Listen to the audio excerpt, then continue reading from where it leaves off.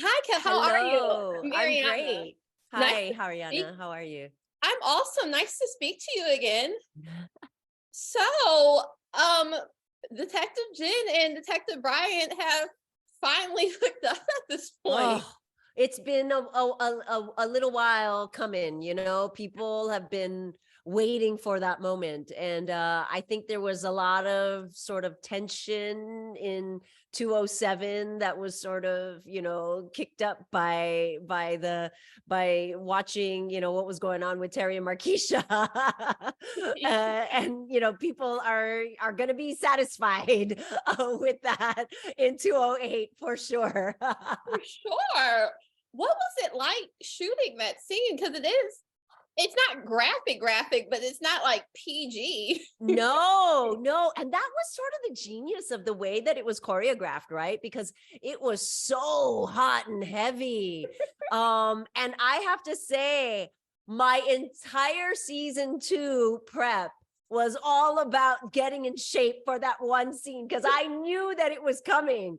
I knew they were warned me ahead of time, and I was working out in the gym. Like, I was dedicated. I was weighing all my foods, counting on my macros. I mean, it was nuts. I can't tell you how relieved I was in the end, though, when we finally shot it. Because even though it's not super graphic in a lot of ways, it was super hot and heavy and sexy, and yeah, it was it was all my fears come came to an end, thank God. Oh, that's awesome. What I also love about this scene is it's about female pleasure. It's not about pleasing Detective Bryant or this man. Veronica clearly knows what she wants, and it is about her sexual pleasure and kind of the female gaze. Was it important that it was shot in that way for you? Absolutely. That is one of the things when we had our discussion about how the scene was going to be choreographed. Because nowadays, you work with an intimacy coordinator, and there's so much detail that you can talk through and figure out ahead of time, right? And I wanted to make sure that it wasn't just Jin giving pleasure to Bryant. And because she also has to go back and work with him, right? And I didn't want it to mess with the dynamic of their partnership. I didn't want it to feel as though one partner was dominating the other. I really wanted to make sure that it was equal, and that if I was going to have to take off my clothes, he was going to have to take off his clothes. I wanted to make sure that it was going to be even in every way, that it wasn't going to be, him, manhandling her, or the opposite, even, if that's even possible to manhandle Steve Harris. But I thought that it was brilliantly choreographed in a way that it was super hot and steamy, but still left them on an even sort of keel where they could go back to work and not feel as though the dynamics had been, altered in any way. Yeah. And you've been in the game for a minute. And so you've done intimate scenes before, and you're talking about how there was an intimacy coordinator. Actually, this was the first time that I've actually done like a simulated sex scene. You Really? would think, right? In Yeah, my you've been long maximum and all of career, that. Yeah. I've been doing this for what, 35 years now. And this is the first time that I've ever done a scene that was this graphic, really. I was so nervous about it. It was, I mean, my entire season, like starting from day one, was like getting in shape and getting prepared for this one scene, and it was really nerve-wracking, I have to say.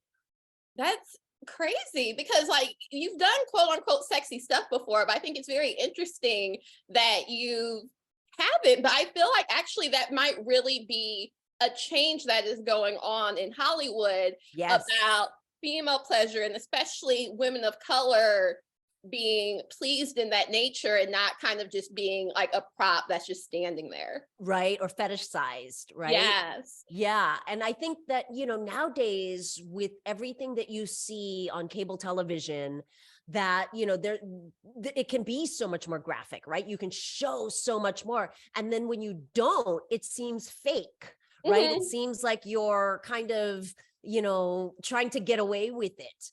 But I feel like even though we're not showing everything in this scene, you still get that feeling of all that tension and all that sexuality being released. I think it was really well done. Yes, yes. So do you think Jen actually has feelings for Bryant or no?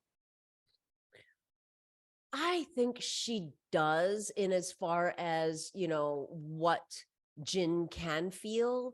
I mean, I think she's really guarded because of his hiding so much from her, and she's constantly catching him left and Mhm. right, being so dishonest, and like she's constantly having to call him out, and call him out on his transparency, um and or lack of transparency.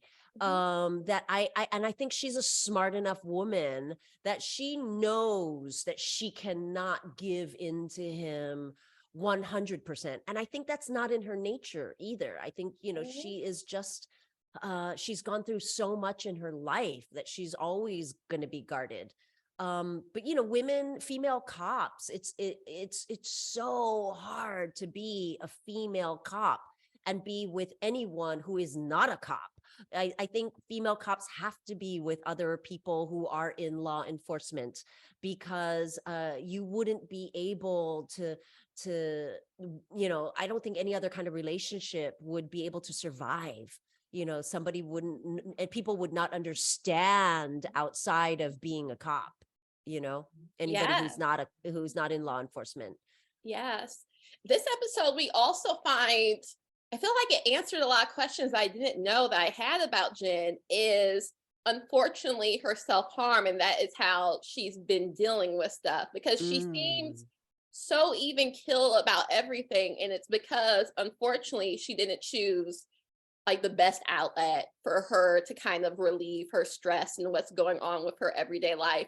When you kind of found that out about her, did that kind of answer some questions that you had too? And how was it important to show this self-harm in a respectful and authentic way, but also not like glorifying it?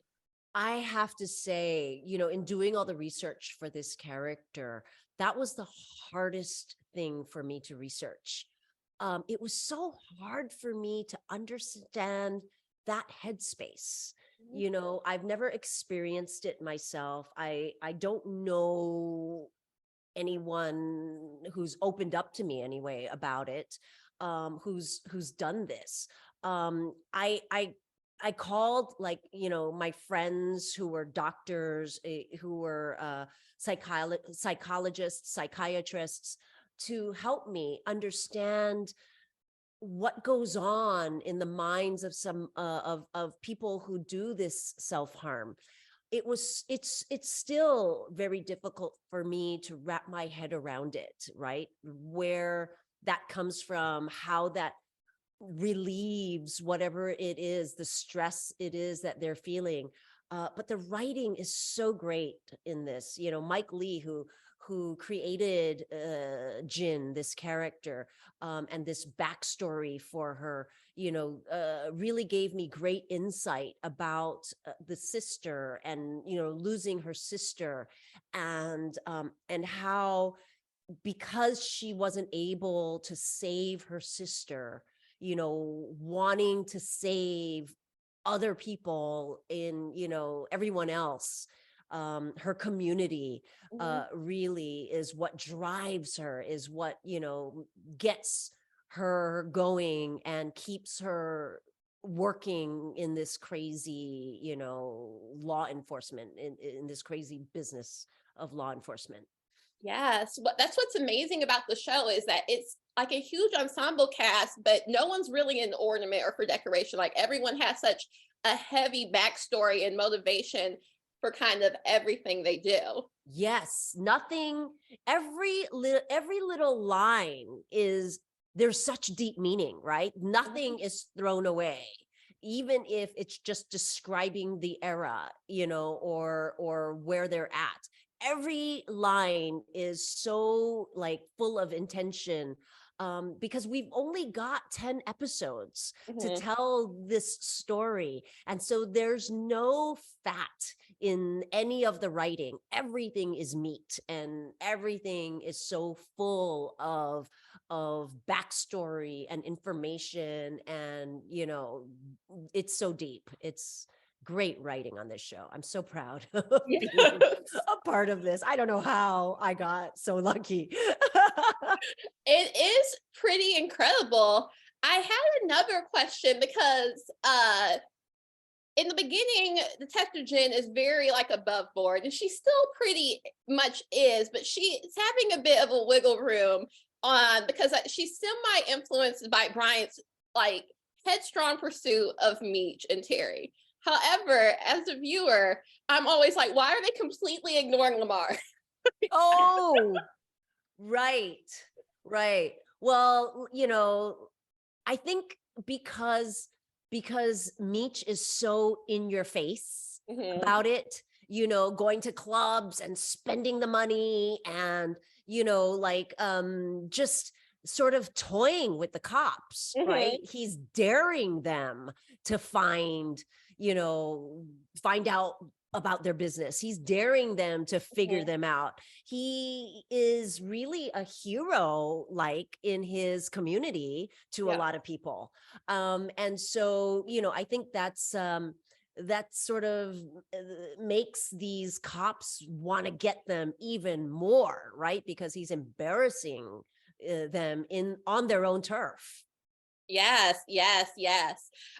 So as you were saying, the show, like you're so happy to be proud of the show, but I think an interesting, and you have such a varied career of so many things. Oh my Like your gosh, I've been doing IMDb this for so long. is just a thick resume. But what's interesting about the show, and I feel like it's a new phenomenon, is kind of the social media reaction to the show and the interactions that people have. Do you read into that, or as an actor, do you kind of try to keep that separate? I try to keep that separate. I do enjoy hearing about it. Like the writers and things will report to me like, "Oh, so this is the buzz that's going on, and the people are angry at this character, and everybody's, feeling for this character." And it's fun to hear that. But I don't want it to like influence the work and the writing. But I do appreciate the fans, and I have to say, coming to Atlanta to do season 3, I've gotten recognized a lot more than Los Angeles, for sure. It's been fun. We've got a lot of like super heavy diehard fans here in Atlanta. It's been awesome. That is so crazy that at this point in your career, that I was talking to Russell about it, and he's just like, I've never experienced this in my career, and I've been doing this for years, just kind of the fever pitch of this Yeah. like BMF phenomenon. But a lot of your scenes are with Steve, and I've interviewed you guys both before together, and you guys have such a cute repertoire and all that. How did you kind of build that? Because he's like your main character partner. Yeah, no, Steve is such a fun guy to work with. I have to say, I enjoyed every minute of season 2 because of him. He not only is he fun, and we do have this great banter going on behind the scenes as well. But he is also, with that banter and with all that fun, he doesn't forget to be professional, and he helps me be a better actor.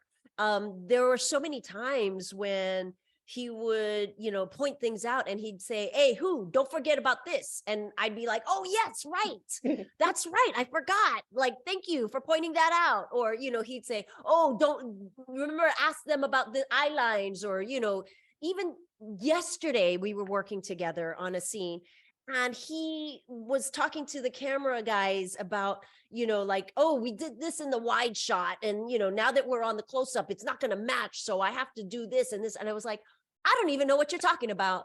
Like, I don't even understand what you just said. And so he took me aside and he explained to me like what was going on with the camera angles and all this. I was like, oh, see, I would never have even understood that, because that's not my job to understand that. It's camera, and I rely on them.